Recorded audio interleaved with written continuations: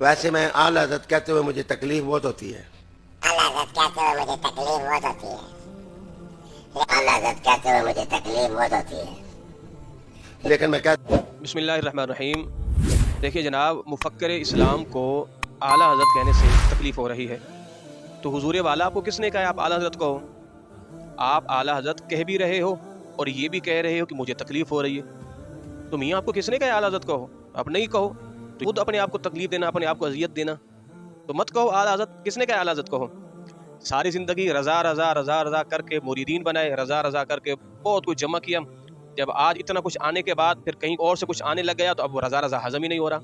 لاکھ جلتے رہیں دشمنان رضا، کم نہ ہوں گے کبھی مدح خان رضا، کہہ رہے ہیں سبھی عاشقان رضا، مسلک اعلیٰ حضرت سلامت رہے۔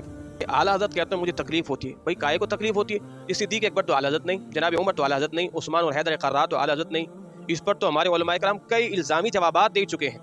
تو مفکر اسلام کو چاہیے کسی اچھے ڈاکٹر سے رجوع کریں اور اپنا معائنہ کروائیں کہ کون سی ایسی جگہ ہے کہ جہاں پر تکلیف ہو رہی ہے آپ کو اعلیٰ حضرت کہنے سے۔ اگر آج کوئی نعمان بن ثابت یعنی ابو حنیفہ کو امام اعظم کہتا ہے تو کیا معاذ اللہ وہ صحابہ سے بڑھ گئے؟ اور اگر آج کوئی اپنے اس دور کے سب سے بڑے مفتی کو مفتی اعظم کہتا ہے معاذ اللہ ثم معاذ اللہ، کیا وہ صحابہ سے بڑھ گیا؟ اور قرآن کیا کہتا ہے؟ قل اللہ یفتیکم، اے نبی آپ فرما دیجئے اللہ تمہیں فتویٰ دیتا ہے، تو سب سے بڑا مفتی اعظم کون ہے؟ اللہ۔ اگر آج کوئی کسی کو مفتی اعظم کہتا ہے معاذ اللہ ثم معاذ اللہ، اس کو آپ کس کھاتے میں لاؤ گے؟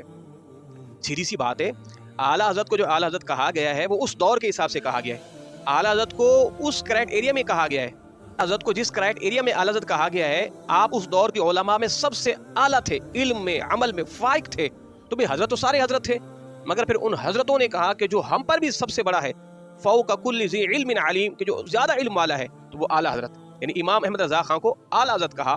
تو مفکر اسلام کو یہ بات تکلیف دے رہی ہے کہ اعلیٰ حضرت مجھے کہتے ہوئے تکلیف ہوتی ہے۔ جناب ابو بکر کو امام نہیں کہتے، جناب عمر کو امام نہیں کہتے، عثمان و علی کو امام نہیں کہتے، حضرت حسین کو امام کہتے ہیں، حضرت حسن کو امام کہتے ہیں، امام مالک کہتے ہیں، تو کیا آیا کہ یہ صحابہ سے بڑھ گئے جبکہ ان کے ساتھ امام نہیں ہے؟ ان کے ساتھ امام ہے۔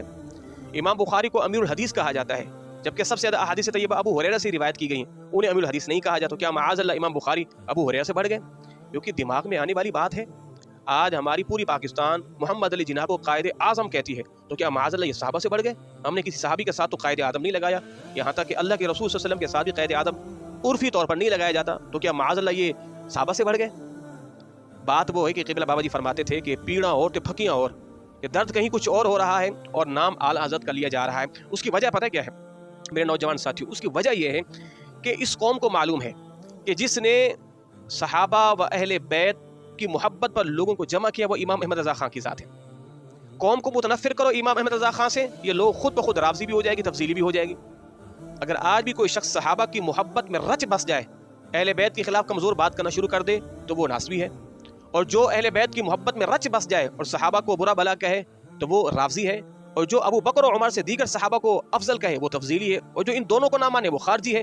مگر امام احمد رضا اس کشتی کا نام ہے، امام احمد رضا اس چھتری کا نام ہے کہ جس نے اس کشتی میں بیٹھ کر اس چھتری کو پکڑ لیا، اس کے اندر محبت صحابہ بھی ہے اور محبت اہل بیت بھی ہے۔ اور پھر میرے امام نے خود کہا اہل سنت کا ہے بیڑا پار، اصحاب حضور نجم ہے اور نو ہے اطرت رسول اللہ کی۔ یہ کہنا اعلیٰ حضرت مجھے تکلیف ہوتی ہے۔ بڑے مزے کی بات یہ ہے کہ یہ آج تک سمجھ نہیں آئی کہ مفکر اسلام مرزا کے شاگرد ہیں یا مرزا ان کا شاگرد ہے، کیونکہ جو مرزا نے بکواسات کی ہیں سیدی اعلیٰ حضرت پر وہی مفکر اسلام نام نہاد بھی کر رہے ہیں۔ مرزا نے بھی کہا تھا کہ اعلیٰ حضرت نے عفریت کا معنی خبیث کیا ہے، مفکر اسلام نے بھی کہا۔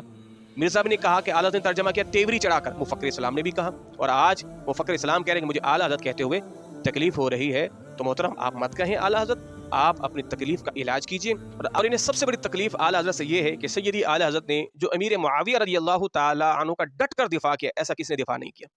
حضرت فرماتے ہیں فرق مراتب بے شمار، حق بدست حیدر قرار، مگر معاویہ بھی ہمارے سردار، تان ان پر بھی کار فجار۔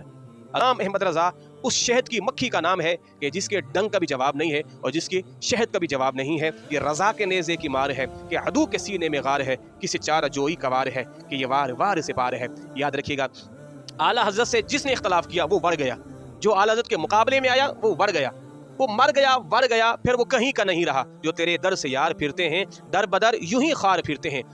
یاد رکھیے گا وادی رضا کی کوہ ہمالا رضا کا ہے. جس سمت دیکھیے وہ علاقہ رضا کا ہے. جس سمت دیکھیے وہ علاقہ رضا کا ہے. اللہ ہمیں مسلک رضا پر تادم حیات قائم اور دائم ڈٹا رہنے کی توفیق عطا فرمائے. السلام علیکم ورحمۃ اللہ وبرکاتہ. اس دور میں اعلیٰ حضرت رحمت اللہ علیہ جو ہے نا یہ صحیح العقیدہ سنی کی ایک بہترین پہچان مانی جاتی ہے کہ اعلیٰ حضرت رحمت اللہ علیہ کا ذکر خیر ہوگا. اس کے چہرے پر تھوڑی اچھی وہ بشاشت جس کو بولتے ہیں وہ خوشگوار بنے گا چہرہ اس کا. جب یہ کسی سے ملاقات کریں کوئی اچھی شخصیت نظر آ رہی ہو اور آپ ذکر خیر چھیڑیں اعلیٰ حضرت کا تو وہ مسکرائیں گے.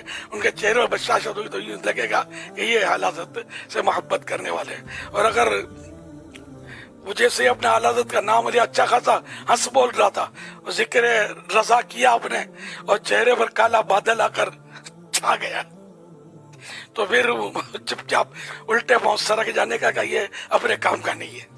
میرے رضا فیضان رضا جاری رہے.